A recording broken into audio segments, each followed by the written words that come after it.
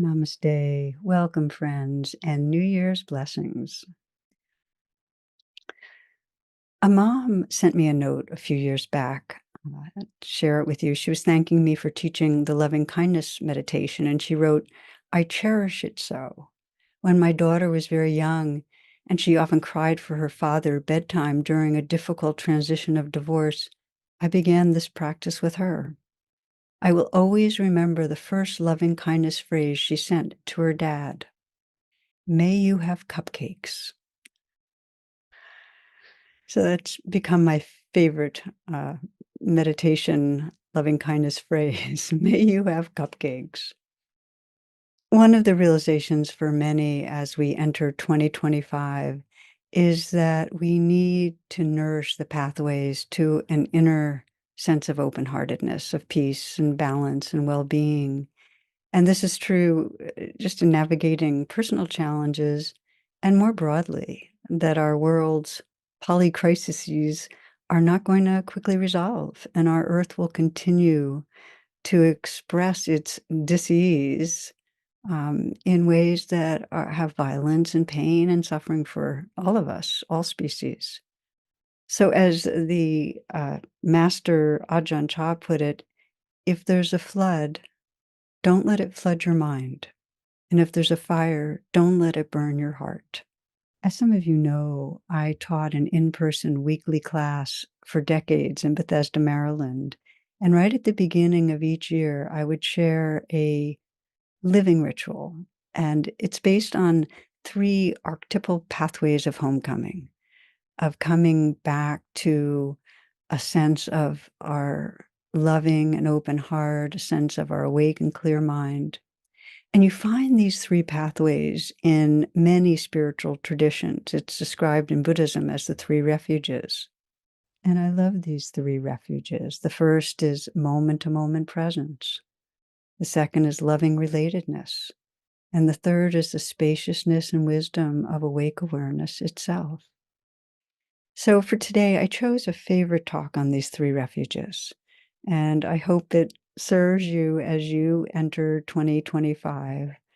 I'm wishing you all blessings, friends, for this new year and beyond. May you have cupcakes. I'd like to begin this talk with one of my favorite stories from the old days. I heard it many years ago about a diamond thief who used to hang around the diamond district to see if any big dealers were coming in to buy diamonds. And one well-known merchant came in and bought one of the biggest, most beautiful of the gems. And so this thief decided to get it from him. So he followed them onto a train, and for 3 days there was this merchant was traveling on a train, and he did every trick in the book to try to find the diamond and steal it from the merchant. And this is a guy who's really clever at his craft, and he was very frustrated because, as accomplished as he was, he could not find that diamond. So at the end, he actually confesses. He confronts the merchant and says, I've been tracking you for 3 days, and I just want to say, I'm just really baffled. And so the merchant looked at him and said, well, I saw you and it was suspicious. And so I put it in the one place you'd never find it, in your own pocket. And what I love about this is, as the Tibetans put it, that the treasure you seek is closer than you can imagine. It's really in the eyes that are looking, the ears that are listening. It's in the heart right now that's feeling. It's within. It's the core of your being. And so I was interested when one gentleman at a recent retreat came up to me and he said, and this is towards the end of the retreat, he said, I really haven't learned anything new at all. But he said, he said, I'm remembering. He said, everything that's going on is I'm remembering, and remembering what's most precious to me.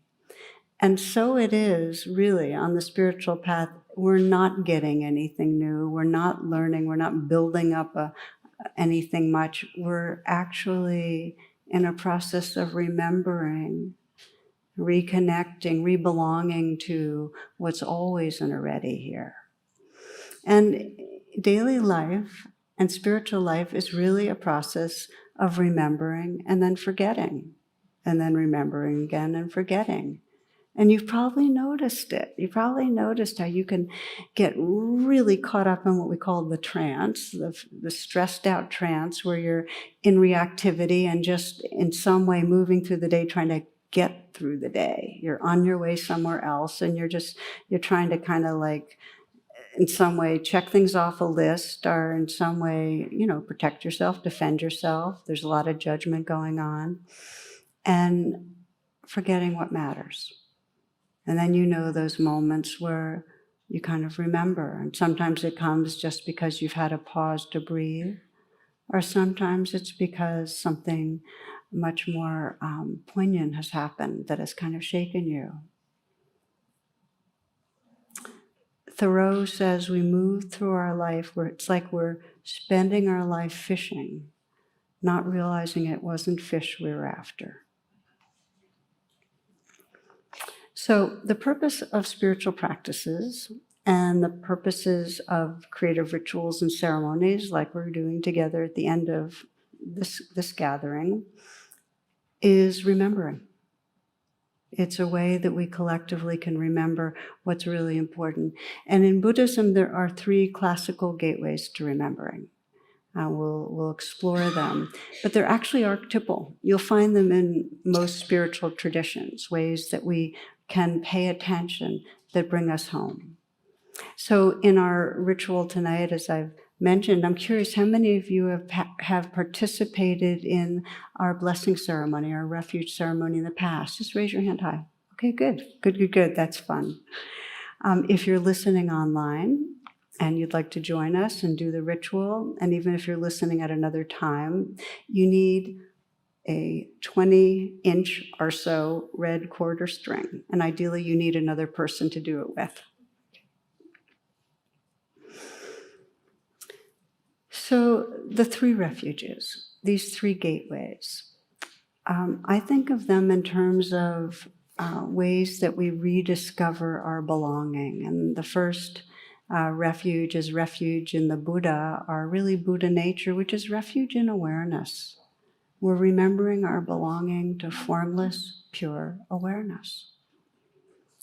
Refuge in the Dharma, or the truth, we're remembering our belonging to our moment-to-moment experience. The path, what's true, the reality that is arising and passing away moment to moment. And the third refuge in the Sangha, or the spiritual community, is really this refuge in relationships. We're belonging to love, belonging to awareness, belonging to truth, belonging to love. We're going to take each one of them, and just to know they're embedded in each other. When you wake up through one refuge, you discover the others. But we each have ones that are more natural and fit more our lifestyles, so we might pay more attention to one than another. Before we move through them, I'd like to talk about what I call false refuge. These are the true gateways to spirit. But what happens is that when we're in trance, when we're reactive, instead of turning to truth, let's say, which is the present moment, if let's say we realize that that in some way we have messed up on paying a bill and we've gotten penalized and this and that, we start going into our stress response, and we try to fix things, and we start moving too fast, and then we forget something else or offend somebody or spell something. Instead of just pausing and even taking 3 breaths and saying, okay, stressed, let's see if I can reconnect again to a bit of balance. Instead of taking true refuge in truth and what's happening, we immediately are in our trance of reactivity, where inevitably we make more of a mess of things. So just want to speak a little about false refuge, because every one of us kind of regresses into what I sometimes call like a limbic hijack, where we take false refuge, a substitute, trying to feel better, but it doesn't work. So again, a false refuge isn't bad. It's not like you're doing a bad thing. It's like you're thirsty and you're drinking down salt water just because you're trying to quench your thirst, and it just doesn't work. So what are the false refuges? Well, they come out of a sense when we're in trance that something's missing or something's wrong. In other words, when you have a sense that there's a problem, unless you're practicing a lot of mindfulness, the tendency is to then go and take false refuge. So obvious examples. When we're feeling something's missing, we sometimes use food to fill that missing feeling. Or we fixate on drugs or buying something for ourselves. There's this false notion that we just need a fix to make us feel better. One man described going to his doctor. He's in his 60s, and his doctor said he was doing pretty well. So the guy kind of got nervous, and he said, well, you think I'll live till I'm 80? And the doctor started asking some questions. He said, well, do you smoke tobacco or drink beer or wine or hard liquor? Oh, no, and I'm not doing drugs either. Then he said, well, do you eat cake, cookies? Oh, no, not much. My former doctor said that, sugar is really bad, so I don't do any of that. She spent a lot of time in the sun, playing golf, boating, sailing, hiking, biking. Oh, no, sun, dangerous skin, Do you gamble, fast cars? Do you have a lot of sex? Oh, no. He looked at me and he said, well, then why do you even give a damn?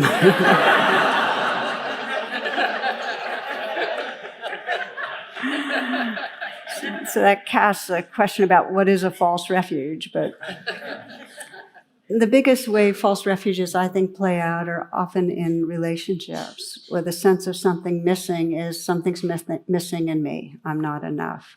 And I can share in my own life, I actually became aware of the major false refuge of kind of grasping after approval. And I was really aware of it when I was a teen, and became even more aware of it when I was in my 20s, that on some level I was really attached to trying to impress people. And it didn't really matter with whether it was being knowledgeable about something or my grades. Or I remember when I started doing yoga, it was like, and I taught yoga very early on. I started doing it and teaching it when I was 45 years ago.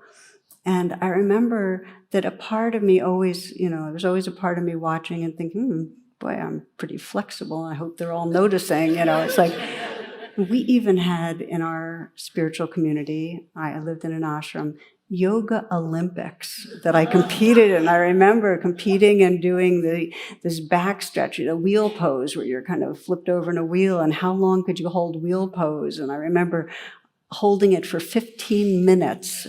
And I remember just watching in my mind saying, you are nuts, you are vain, you are crazy, why are you doing this? But it was the approval thing. On some level, being approved of meant I was worthwhile, which meant I was lovable.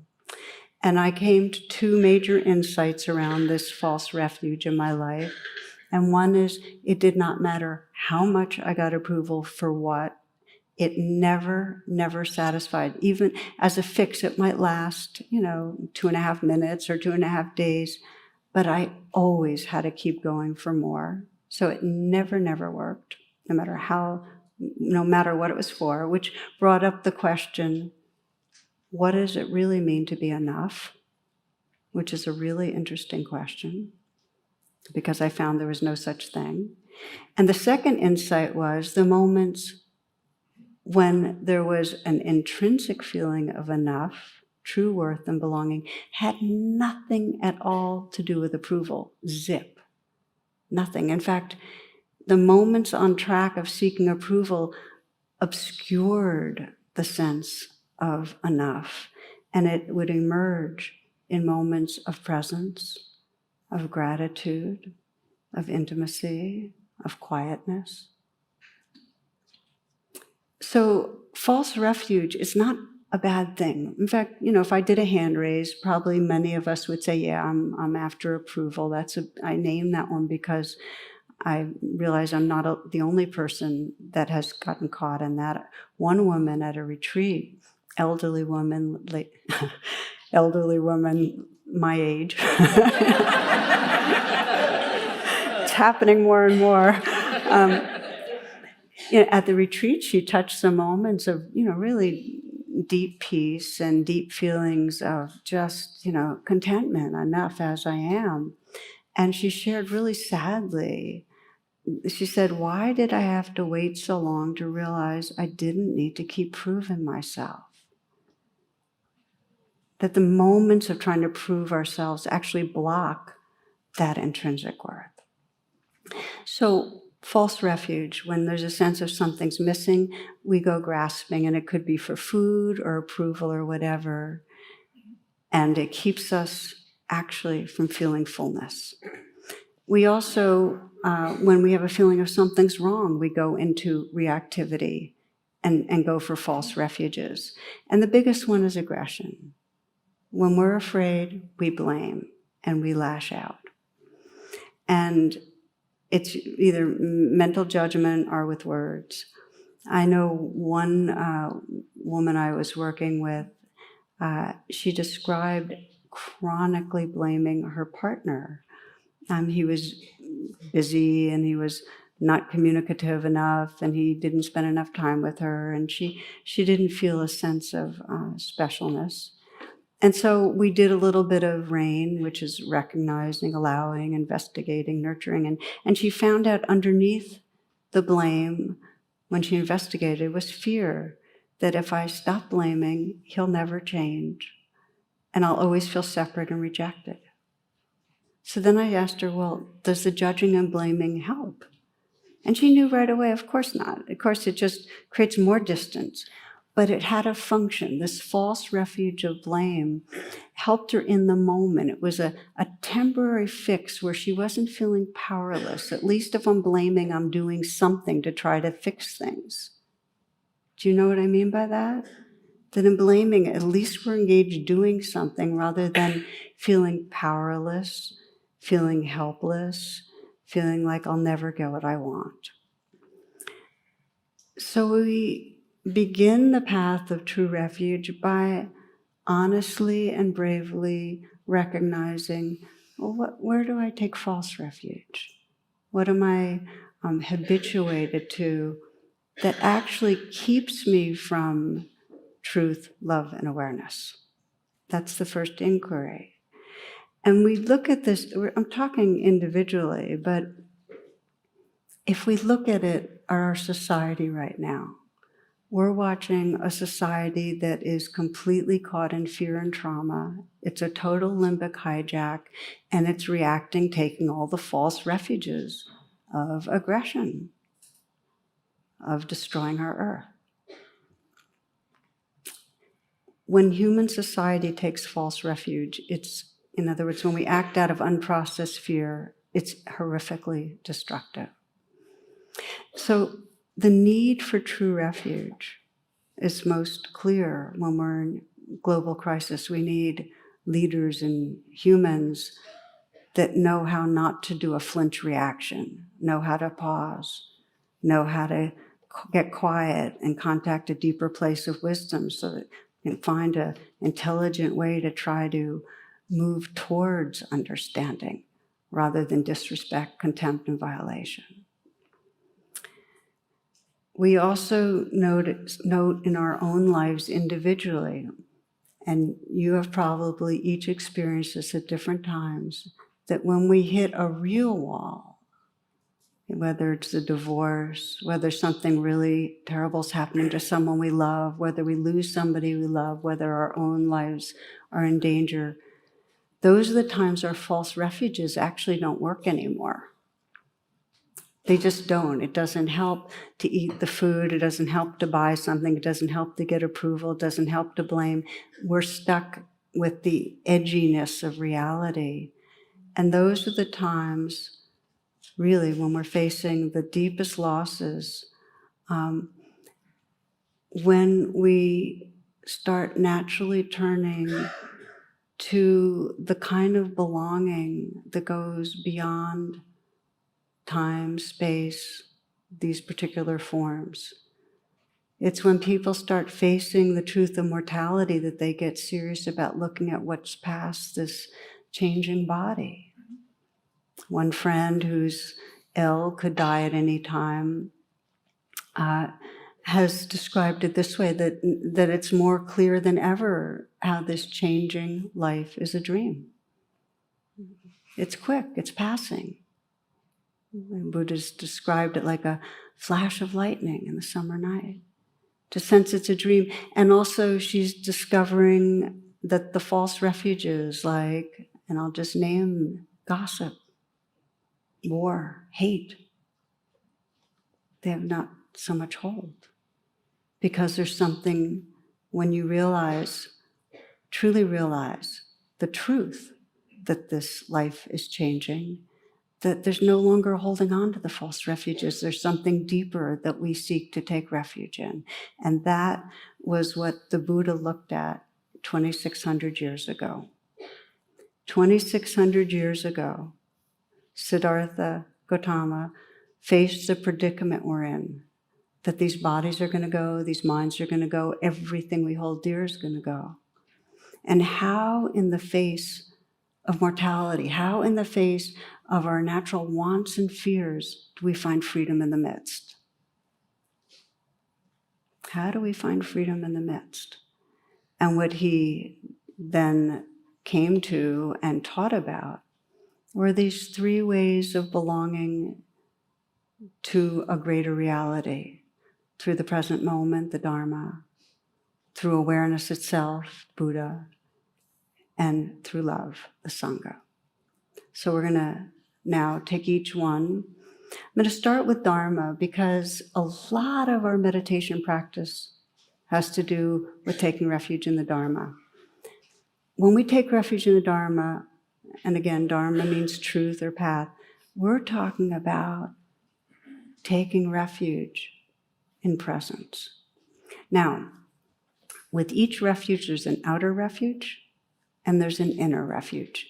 And I'll name both of them. And reflect on what of this touches you in your life, because when we do the ceremony, it'll be an opportunity to deepen your intentionality. Because intention is what will carry you. And it's a beautiful thing to do at the beginning of a new year or at the beginning of any day or moment in your life. In an outer sense, taking refuge in the Dharma or the path means any activity that helps you to wake up to presence. So for some of you, it would mean signing up for a retreat. For others, coming regularly to a class, doing an online class. For some, it's books. It might be reading a very certain book right now that you're feeling called to. And I'm being... But I put aside the commercial business here. I'll share with you that actually for me, I am reading a book for like the 20th time right now, and it's called I Am That by Sri Nisargadatta. And literally I have almost every page, marked and so on. But I have a kind of part of my sadhana, or my practice right now is before I go online, before I do anything, I do my exercise and meditation, and I read something from that book. Because every time I read from that book, it helps me remember I'm not exclusively identified with this living form personality, that there is a timeless, beautiful presence that is really true nature. It just helps me remember it. That's taking refuge in the Dharma in an outer sense. So again, it's whatever is serving you to wake up on the path, and experiment, find what serves you. In an inner way, it's the practice of presence. Taking refuge in the Dharma is paying attention to what's right here and now and learning to stay. I mean, the whole deal is we are deeply conditioned to leave the present moment. We're either trying to chase after something more. The next moment we hope will contain what this moment does not. or we're pushing away what we don't like. We mostly want life different. We're very restless as a species and each body. So Charlotte Joko Beck, one Zen teacher, says, return to that which we have spent a lifetime hiding from, to rest in the bodily experience of the present moment. Return to that which we spent a lifetime running from, that vulnerability, that quakiness, that restlessness, the fear, the feelings of loneliness, to being brave and willing to be with that. That's taking refuge in the Dharma. And part of that is recognizing how much we have, in some way, a problem with how it is in the moment. One of the classic stories is a novice entering a monastery, and she's introduced to her cell, and she's told this is a silent practice, there's no talking here. Once every 5 years, you'll have an interview with Mother Superior, and you can only say 3 words. All right, see you later. I don't think they lock the door, but So 5 years go by. Mother Superior says, how are you doing, my child? And the novice answers, bed too hard. I'll keep practicing and praying, says Mother Superior. 5 more years pass. Again, the question, how are you doing? Novice says, food is bad. This time, Mother Superior says, well, keep practicing and praying and practice and pray, more. 15 years, next interview. Mother Superior asks how she's doing, and the novice responds, I quit now. And Mother Superior looks at her and says, I'm not surprised, you've been doing nothing but complaining. So it's fun, and the truth is, how many of us know that much of the time there's some whine or complaint going on in our mind, that in some way life isn't matching how we want it in the moment. We have indigestion, we don't like it. Somebody else isn't behaving the way we want them to. So taking refuge in the Dharma is bearing witness to that it's going on, and having the courage to stay, to be with those waves. It's as Swami Satchidananda says, and there's a poster where you see him, this guru with a long beard and everything, and he's on a surfboard. He's in tree pose, riding the waves on the ocean. And the byline underneath says, the caption, you can't stop the waves, but you can learn to surf. Come meditate with Swami Satchidananda every Tuesday. You get the idea. So we train to take refuge in the Dharma, and we often use the practice of RAIN that we learn here with that acronym, because it's a way of bringing mindfulness and compassion, nurturing to the present moment, to really stay. For one woman, she entered a new job, highly qualified, really skilled in her profession. She found the CEO really harsh. He was a kind of take no prisoners, critical guy, and she was really intimidated. So every week she'd go to the meetings with him and kind of go into brain freeze and really couldn't contribute. So that's when we talked, and I asked her some questions. I said, well, before the meetings, what do you do? And her false refuge was to get over busy and organize her papers and try to write little messages to herself. And of course, it didn't work. It didn't help her really bring what she could to the meeting. So I invited her to do RAIN instead. And so when we practiced, as if, and she imagined going into the meeting, she imagined beforehand, and she recognized, okay, anxious. A is allow, which means you don't try to fix it or get rid of it. Just let it be there. You're just kind of pausing with it for the time being. Allowed it. Then she started investigating and feeling where it was in her body, which is the most important thing of investigation, and feeling the clutch of it. And she asked the question that is so powerful when you investigate, which is, how does this want me to be with it, this anxiety? And the response she got really surprised her, which was that this part of her wanted to be okay that it was there. Just to let it be okay, not to try to get rid of it. So that's what she did in nurturing and as nurturer. She just said, okay, this is okay, this belongs. That was her language, this belongs. It's like saying, in the ocean, this wave belongs. Okay, it's here, it belongs. And what she found was when she nurtured with its belongs, she was still anxious, but there was more space. It was like instead of fighting the wave, she became the ocean that included the wave, which is the whole idea here. And that leads to after the rain, which the big mistake is to skip after the rain, where you pause and you just sense that increased sense of space and freedom, that you're no longer the anxious self, you're more of the space that is aware of that.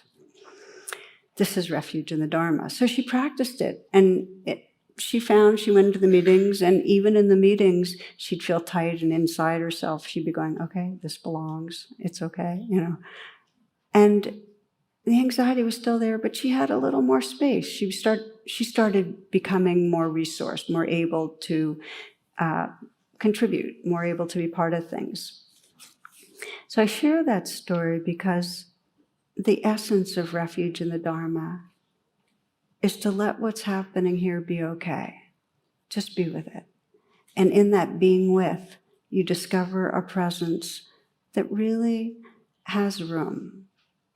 As the saying goes, if you trust you're the ocean, you're not going to be afraid of the waves.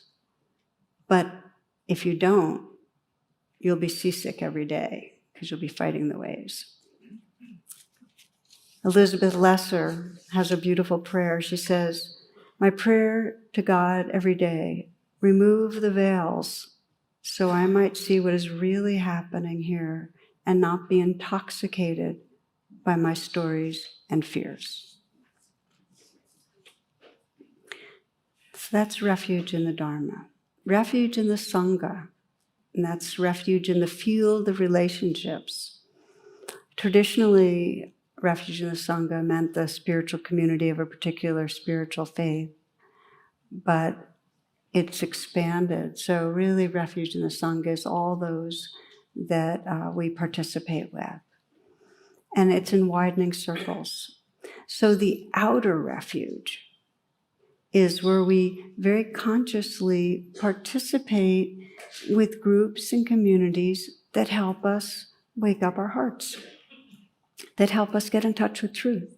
So it might be a spiritual friends group. We, in many of the Vipassana communities, have spiritual friends groups, or maybe 8 people, and they'll meet every other week and sit together and then talk about what's going on in their lives, the divorces or the addiction or their fears for the world.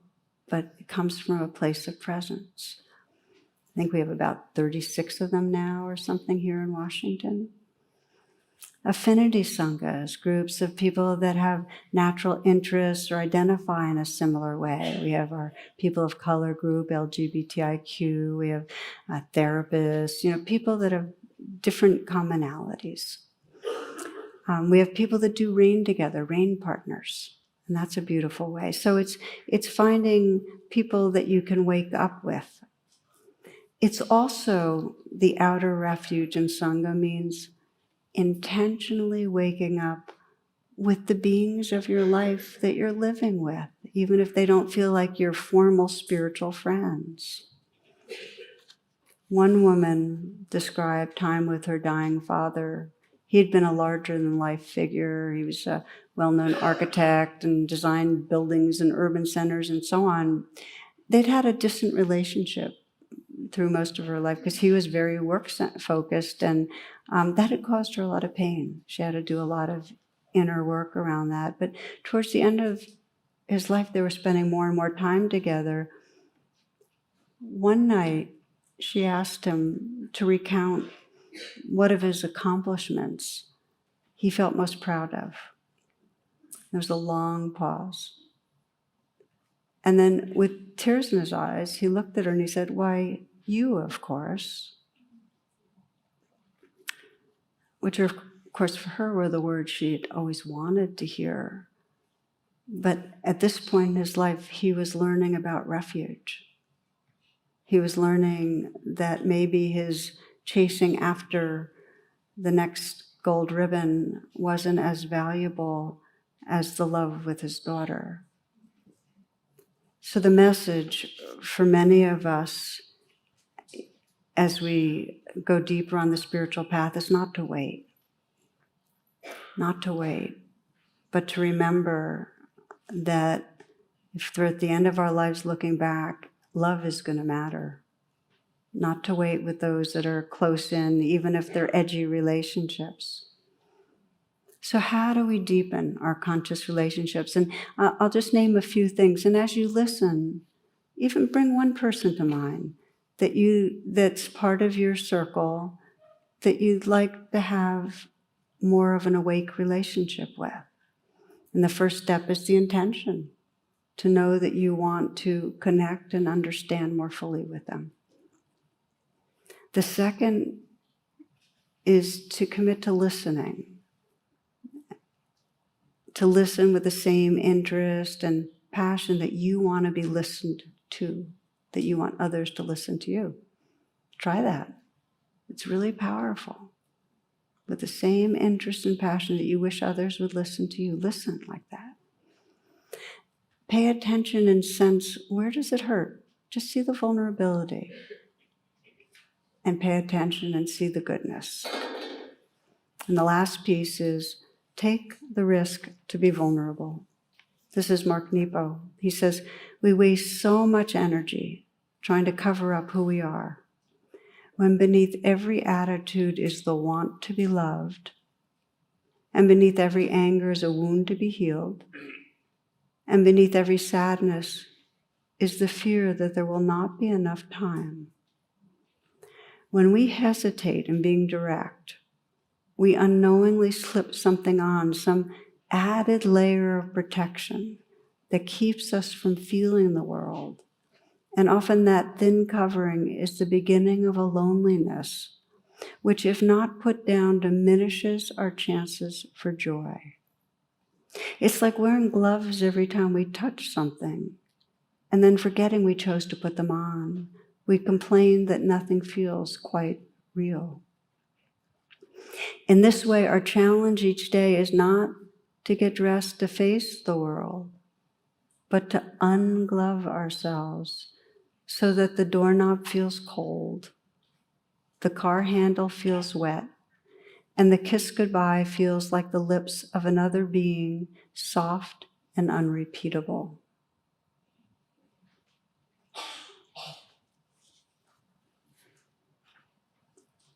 Taking refuge in the Sangha, taking refuge in loving relationship means the risk to be vulnerable, and it also means intentionally widening the circles. And by that I mean going beyond those that we're comfortable with, easy with. You know, most people spend time with the people that are like them. Most people spend time with people that vote like them. And our world will not begin to heal until those that have a longing to wake up widen the circles to spend time with and to sense our relatedness with widening circles of beings. I often use the phrase, we are friends, in my own life, whether it's out on walks, I'll stop in front of a tree and just say, we are friends, because something in it wakes up my relationship with the tree. And I do it out in the world when I'll see somebody that's just, I don't know, and is a stranger, but let's say somebody behind a counter at a retail store or whatever, because it brings up a truth that was already there that I wasn't paying attention to, that in some deep way we are friends. I do it with people I disagree with in the political world, people even that get me scared and angry, because ultimately it's our capacity to include others in our hearts that's going to help our world find its way to more peace. We've got to do it. widening the circle. Saint Teresa of Avila says, "Only at the shrine where all are welcome will God sing loud enough to be heard." Only at the shrine where all are welcome will God sing loud enough to be heard. So we let that shrine be our hearts. And again, I mentioned earlier the Radical Compassion Challenge. And for those online, it's come to my homepage to find out about it. One of the goals was I wanted to do something to start this year and decade where we could together try to widen circles. And that's one of the goals of it, is each day has, in the outer way, as a way to like do things, like they have assignments or tasks you have to do each day to widen the circles, including the circle of including your own being. Now, the inner gateway of Sangha is any reflection or meditation that helps to soften and open your heart. Anything that helps to bring a sense of loving kindness, care, forgiveness, tenderness. Okay, so taking refuge in the Buddha, in Buddha nature. The outer way is often that we bring to mind a being, could be a living human being in a form that's right now, or a human from the past, or it could be a non-human being, or it could be a spiritual figure.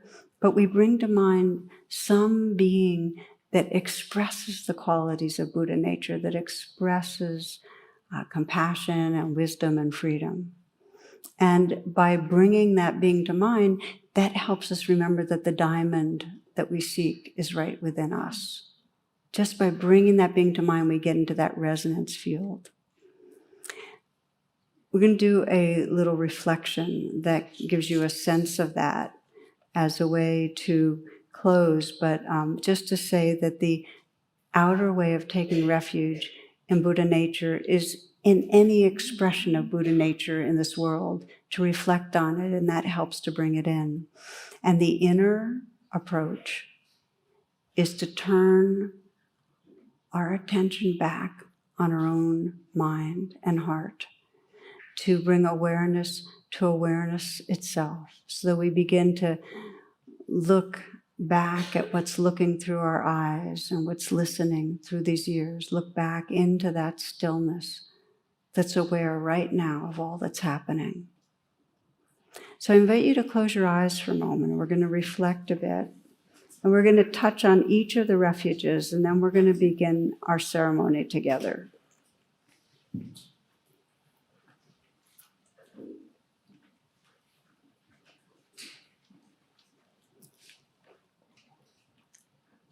We begin by taking refuge in the Buddha. And again, the Buddha means the awakened nature within our own being. But we'll begin with an outer refuge. I invite you to call on some figure that to you expresses the qualities of an enlightened heart-mind. And it might be the historical Buddha or Jesus, Mary, might be Divine Mother in some other form. It might be the natural world, you might sense that in. It might be the Dalai Lama. You might have some figure that really represents, or somebody that's alive that has those qualities. You might have a grandmother, or teacher, healer.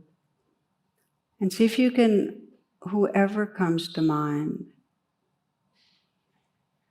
it can be semi-enlightened, it does not have to be fully enlightened, but whoever has those qualities living through them, imagine the mind of this being. Just sense the vastness of it, the lucidity, clarity.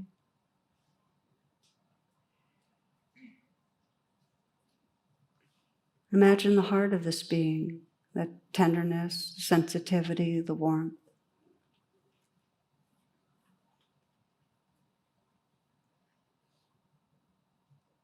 and imagine and allow that loving presence, that wisdom to surround and soak into you. Just be available, and it takes a certain kind of courage and interest just to let it soak in, be bathed in it, and direct your attention inward to see how that tender, radiant awareness lives inside you.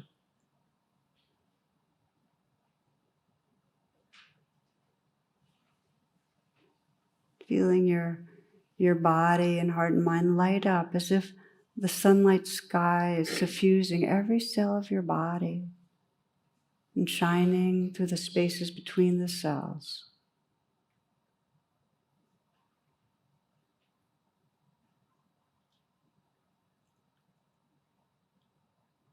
Sense the presence, tenderness, openness of being.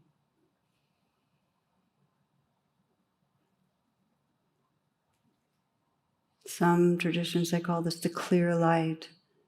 In the Tibetan tradition, the guidance is this: to remember the clear light, the pure, clear, white light from which everything in the universe comes, to which everything in the universe returns. The original nature of your own mind, the natural state of the universe unmanifest, and let go into the clear light. Trust it, merge with it. It's your own true nature. It is home. No matter where or how far you wander, the light is only a split second, a half breath away. It's never too late to recognize the clear light.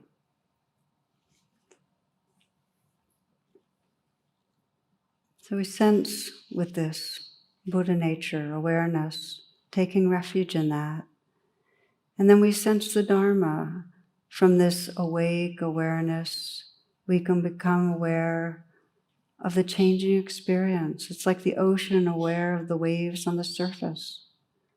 What's happening now? Aware of the sounds,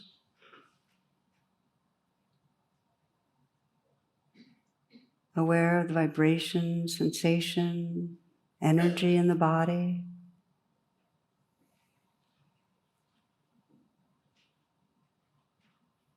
This is taking refuge in the Dharma, fully allowing and inhabiting this whole river of changing experience. Refuge and truth of the moment, true belonging to the life that's right here. And then we open to refuge in the Sangha, bringing to mind someone in your life who's easy to love, who you care about. Not complicated. And from this awake presence, sensing as if you could see their eyes right close in the goodness of that being, what you love about them. Brightness, creativity, humor, how they love you. And just imagine letting them know their goodness, letting them know your love.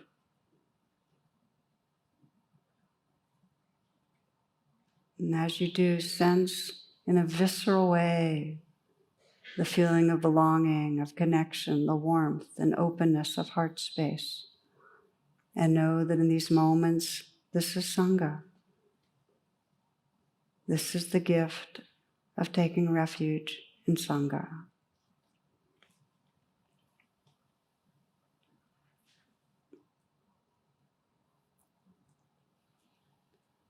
So we look at our life and know it's natural to forget, and that these three pathways of homecoming, of remembering awareness, truth, and love, give us the grounds for living in an aligned way, that our actions, our life emerges out of this presence.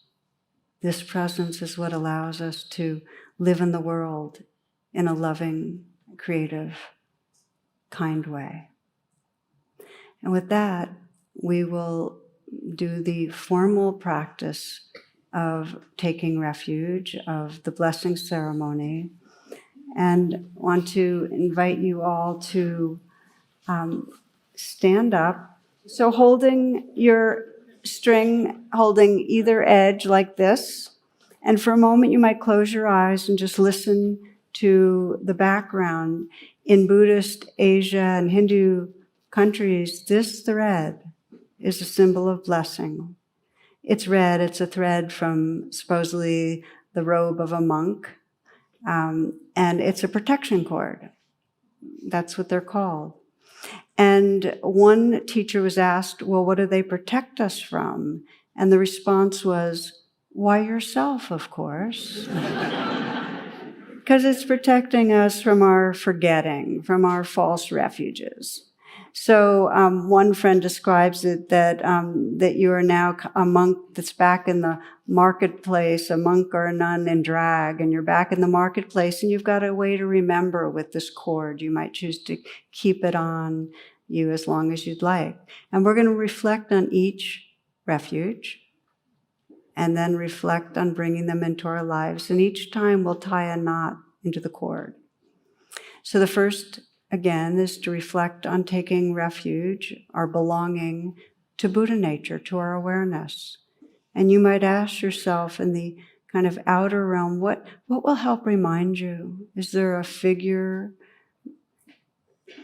that inspires you in this world? Is there a Buddha or a spiritual figure? Or maybe it's your own high self, your future self. And you might sense, as we did before, that you could just let that be a mirror, that being to the light and the love that's right here inside you, that diamond in your own heart. So that even now in these moments, you sense the silence that's listening inside you. The stillness that's feeling. The openness that everything is happening in. The light of awareness.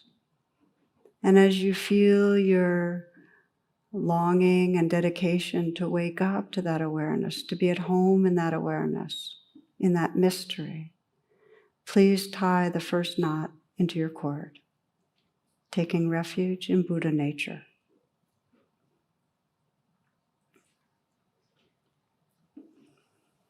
The second reflection is refuge in the Dharma, the path. And you might sense for a moment, as you deepen your dedication, what will most support you taking refuge in the path?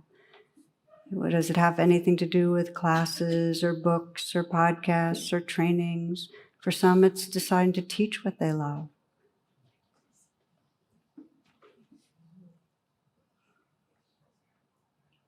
And for most, taking refuge in the Dharma is a deepened dedication to our own practice of presence, that inner refuge, bringing attention, and you can do it right now, to this moment, opening to the waves that are right here, the breath, the sounds, the sensations, letting everything belong. This is refuge in truth. Sensing who you are when you're totally letting the moment be as it is. Sensing that diamond, open-hearted awareness. And as you feel your dedication to take refuge in the Dharma, in the path, to deepen that, to let it be your true belonging, please tie your second knot in the cord.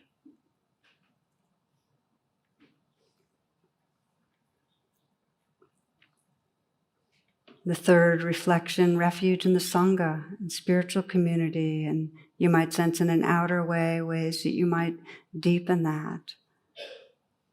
Conscious relationship with people in your immediate circle, ways that you might widen the circles very consciously so that you're not pushing anyone, including yourself, out of your heart.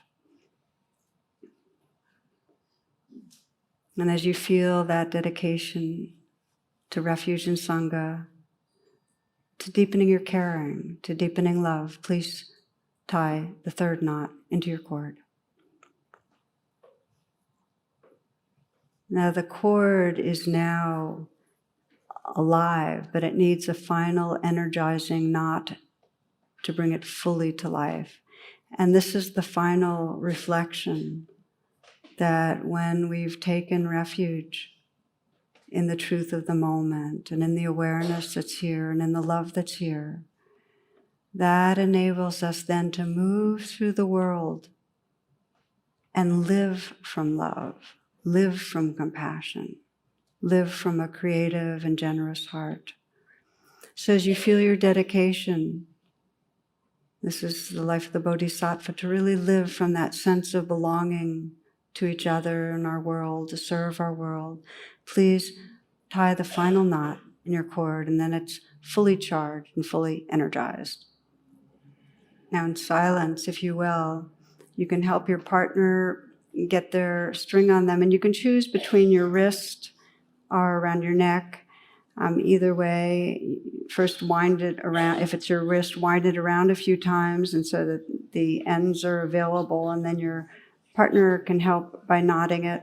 Similarly, the neck, show your partner where you want the knot.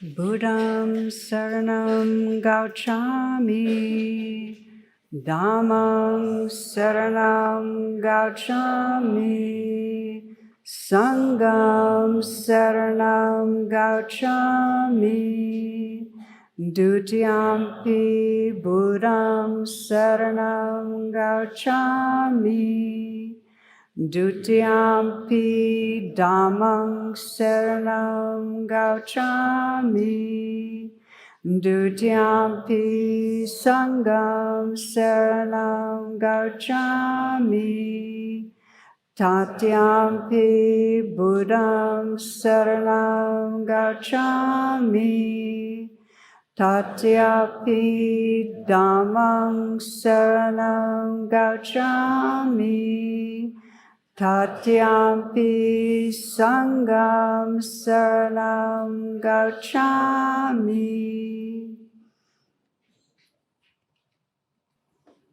Namaste and thank you. Thank you.